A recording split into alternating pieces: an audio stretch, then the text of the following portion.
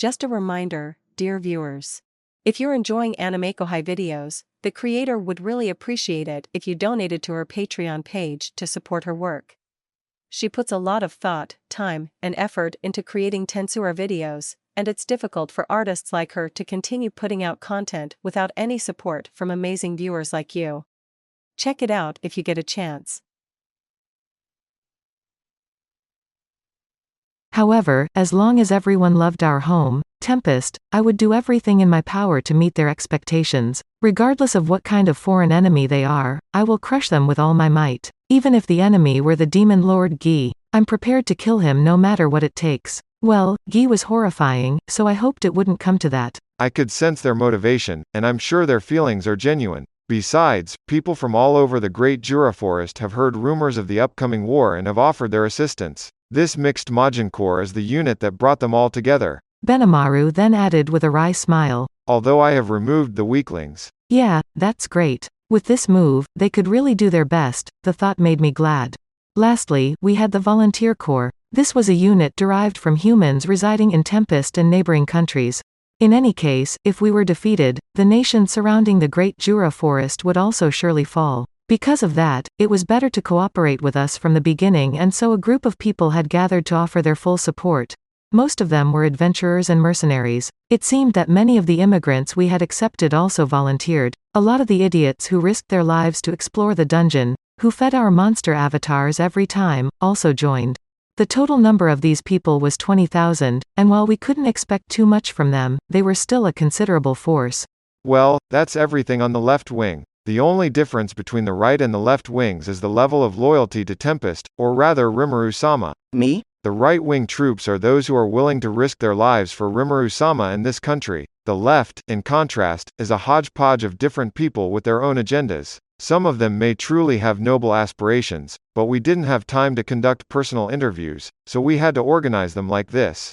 I see. Behind me, Xian and Diablo were nodding their heads in agreement. I could swear I heard them talking about disturbing things, such as how the left side were merely pawns waiting to be used and thrown away, or how they planned to hold trials in order to find the cream of the crop, but I must have been imagining things. So, the last question that remains is who we should appoint as the commander of each corps. This was where we finally got to the heart of the matter.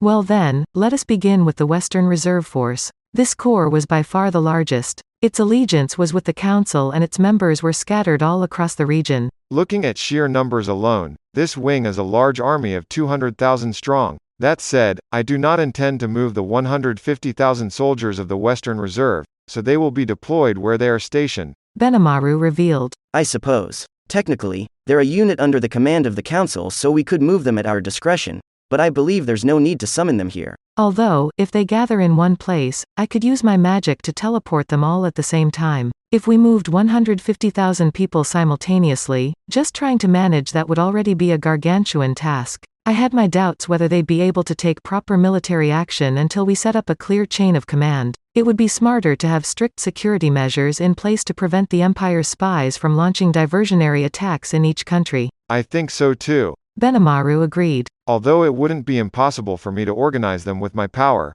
I'll maintain the status quo as far as the Western Reserve Force is concerned. The Corps commander is also absent, but I'm thinking of having Testarossa, the military attaché, take on that role as well. I think that's for the best, but if war breaks out, Testarossa may be asked to return home as well. I'm worried about whether or not they'll be able to keep in touch with each other when that happens. How would she keep in touch with the troops scattered throughout the Western nations? By using various means of communication like magic communication, correspondence-specific transmission crystals and a transmission web made of magisteel threads. A network had been successfully established between countries and their respective major cities. However, in towns and villages located in more rural areas, the deployment of the network was going at a snail's pace. I mean, it was the mission of our engineering unit to install them. There were wizards in each unit, so magic communication would probably get through, but don't worry. Diablo reassured. Moss can handle a few hundred companies. Yes, I heard that from Soe too. Moss is working with him on intelligence, but he can also take care of inter-unit communication in his spare time, said Benimaru, voicing his support. Really? Moss, what a handy guy. Then, shouldn't Moss be the corps commander? I suggested. No, that would rather be bad for Moss. Indeed, given Testa's temperament, it would be rather miserable for Moss. Not that it's any of my business, but I do feel a bit sorry for him. Okay, let's appoint Testarossa as the provisional corps commander then. Benimaru, not to mention even Diablo, felt sorry for Moss. Reading the room, I decided against giving the role to him. The Western Reserve would concentrate on their main job of maintaining security at this time. We might need to deploy them depending on how things develop, but I ultimately decided that would be a last resort. Testarossa would serve as the corps commander. This was a temporary appointment and I made it clear that she would be replaced when there was a suitable candidate. That should take care of the Western Reserve for now. Next was the mixed Majin Corps. How about we leave this to Benimaru? I recommend Rigor Dono. Benimaru proposed. Rigor, huh? He certainly had experience in leading the security force, and his strength was over rank A, but on the other hand, he was already Rigord's assistant, so I suspected that he couldn't afford to be a corps commander. If at all possible, I would like to win the war by relying solely on our standing army. Yet at this time, it was unknown just how many troops the Empire had assembled. We had sent people on reconnaissance missions, but we failed to obtain any information from beyond their borders. Nevertheless, based on the bits of information gleaned from their military exercises and other events, we could estimate that at least 300,000 troops would be mobilized. If we were unlucky, that number might rise to over 1 million. In light of this, we couldn't afford to keep the mixed Majin Corps in reserve. I wasn't exactly dissatisfied with the idea of Rigor in command, but I was worried. No matter how you looked at it, sending in an unorganized force with barely any preparation was dangerous. I think I'd rather leave this to Benimaru. As for this mixed Majin Corps, let's call it the red numbers from now on. Select a couple members of Kurenai and have them each lead battalions of 1,000 soldiers. This will be the 4th Corps, and Benimaru, you will be the corps commander and take direct command. It's red because this corps screams danger, get it? It's been a while since I've cracked a satisfying dad joke. Yeah. Geez, I can already hear crickets. I should probably keep that one to myself. Despite throwing around stupid quips in my head, I somehow kept a straight face. Thankfully, nobody noticed, and the meeting went on smoothly. I understand. If that's the case, please leave it to me. Benimaru apparently anticipated this outcome and assented without a hint of surprise. Since he had the unique skill, Generalissimo, under his belt, he could easily compensate for the unit's lack of training. He was the perfect choice to handle such a random assortment of troops. Thus, in addition to commanding the entire armed forces, Benimaru also placed the red numbers under his direct command. Lastly, we had the Volunteer Corps. What are we going to do about the Volunteer Corps? I inquired. That's the problem. Benimaru replied with a furrowed brow.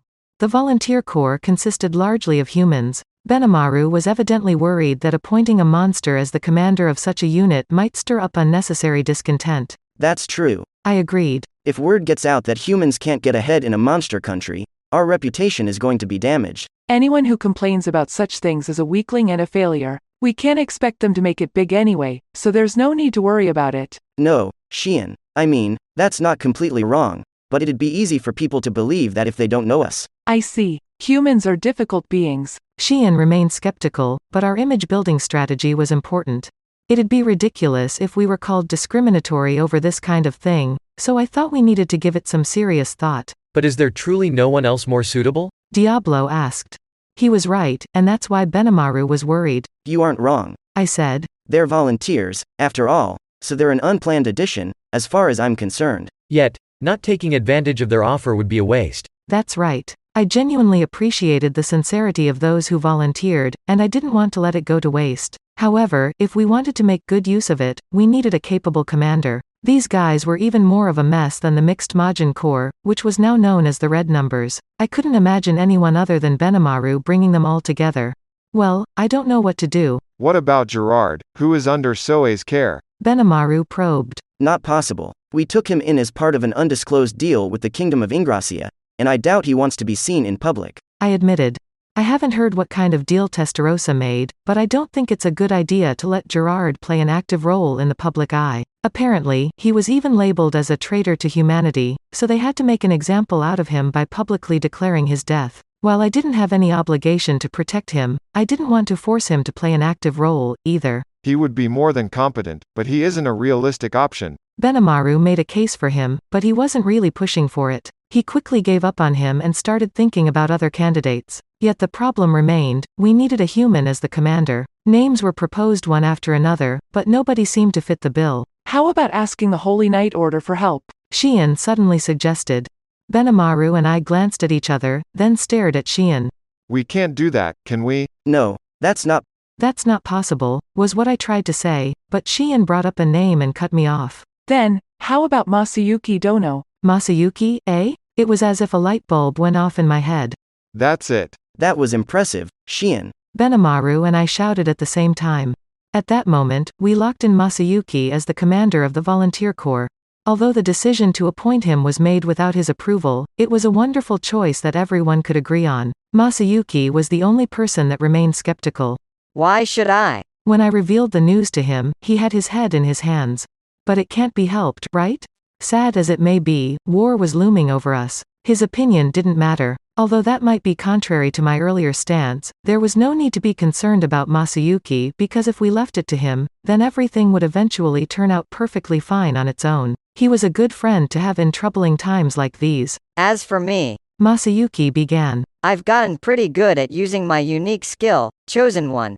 I don't feel like I'm being praised for everything I do anymore, like I used to. But now, I can't use it even when I try, so don't expect too much, okay? I knew that he was lying, of course, and that he was making excuses so he could try to escape. After all, his popularity hadn't diminished one bit and he remained as influential as ever. Don't you want to show Kenya and the others how cool you are? I prodded. That's... If you go along with this, I'll let you off the hook for teaching the kids questionable stuff and gaining their respect. Don't worry, you can do it. But... No buts. Didn't I help you with your fight against Gozer? Masayuki and his team had already passed the 50th floor. During that time, I had been secretly helping him along by using my avatar to weaken Gozer, the floor's guardian. Thank you for your help back then. He mumbled. You understand, don't you? Yes. After a little bit of coaxing, coupled with a few sprinkles of threats, he eventually came around to my idea and sealed the deal. Yes, I understand. I owe you a great deal, Rimuru-san, and I'd like to repay a bit of that debt at times like these.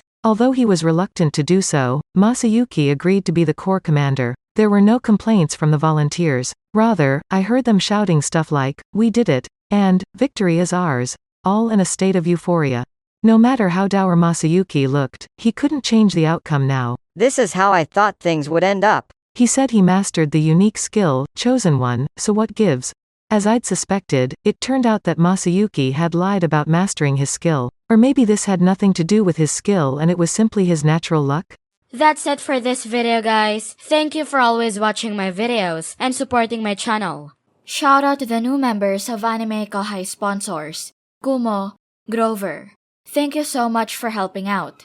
Shout out to the commenters, Resdi, Wabbalabadabdub, SM2D2Y8, Chad Vota, Luminous Ekati, Anubis JY, Riri Tokisaki, and last but not the least, shout out to Ronald Estocado. I'll see you guys in the next video.